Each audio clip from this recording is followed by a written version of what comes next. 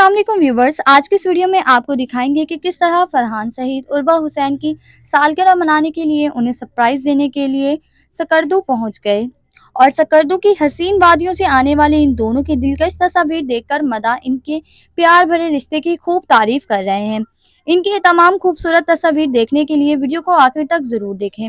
जैसा कि आप सब जानते हैं, उर्वा हुसैन और फरहान सईद अपनी बेटी की वजह से अक्सर सोशल मीडिया पर चर्चे में रहते हैं, मगर वो अपनी बेटी के साथ बहुत कम तस्वीर सोशल मीडिया पर शेयर करते हैं। इस बार फरहान सईद ने उर्वा हुसैन को सालगिरह के मौके पर सरप्राइज दिया और उन्हें सकरदू ले गया। सकरदू से आने वाले इन हसीन तस्वीर आप अपनी स्क्रीन पर देख सकते हैं।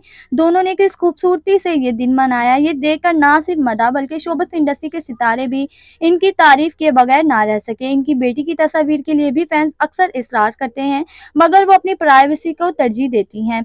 फरहान सईद के सकरदू टूर के इस तस्वीर को देखकर आपको कैसा लगा? अपनी कीमती राय कमेंट्स में ज़रूर दें। वीडियो पसंद आए तो लाइक करें और हमारे चैनल को सब्सक्राइब करना ना भूलें। Thanks for watching. अपना बहुत सारा ख्याल रखिएगा। अल्लाह हाफिज़।